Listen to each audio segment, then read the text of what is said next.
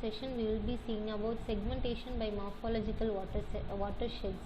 Okay, so what we will be doing is we will be segmenting the image and this we are taking the visualization of an 3D image.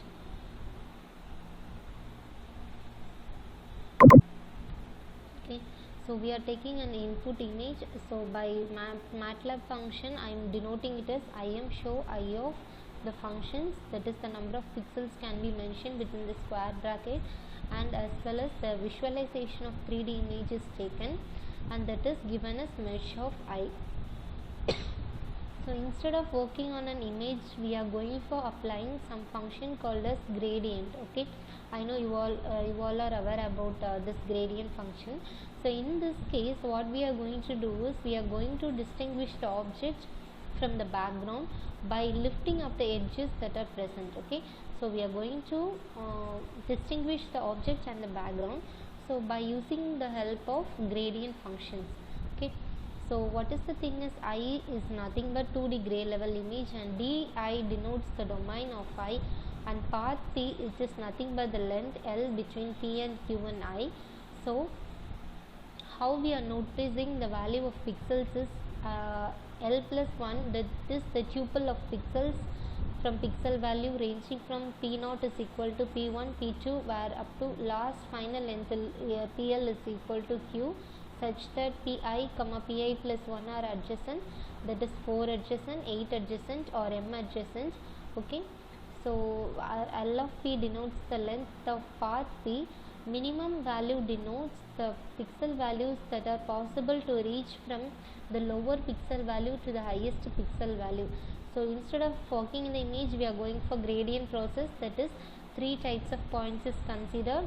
So first thing is the point that is belonging to the regional minimum, and the second one is catchment basin or watershed of a regional minimum, and the third one is points at which a drop of water will certainly fall to a single minimum. Okay, so by considering these 3 points we are going to apply the gradient on this image. So next what we are going to do is we are going to divide the lines and watersheds lines into separate ones.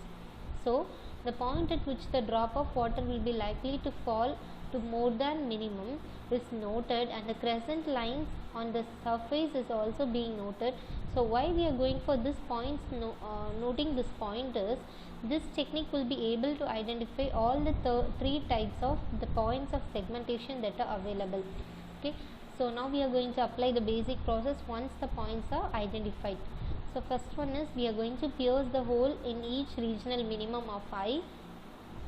After that 3D topography is flooded from below gradually. So third thing is when the rising water is distinct, catchment basin is about to merge and a dam is built to prevent the merging. So while explaining with an example you will be getting a clear cut idea. So now let's see an example. So first in the A image we are taking an original image. So B is nothing but the topographic view, and after that you can see that there is a hole that is present in the image. So what we are going to do is we are going to create an watershed management and we are going to fill it. Okay, so for that purpose we are going to do the flooding. Okay, so in stage the image C and D denotes the flooding process of how the image is being flooded, and it is clearly apparent. So it is very clear that the difference shows clearly between the image A and D. You can see that after flooding process the clear cut image is obtained in the output. Okay, so after these processes are done we have to follow these point number 4 and 5. What is 4 is dam boundary corresponds to the watershed lines to be extracted by an watershed algorithm. After that eventually only constructed dams can be seen from above. Okay, so now we are going to apply this point 4 and 5 in the input image. So you can see that E is the nothing but the result of for the flooding. So now we are beginning of merging of 2 water from the 2 catchment basins, that is a short dam was built in between them. Okay, so you can see that image G we are having some longer dams, and finally in the H final watershed segmentation is obtained in the output. Okay, so this is the process of watershed algorithm. So hope you all understood how dam is being constructed and how we are going for segmentation by using watersheds. Okay, thank you.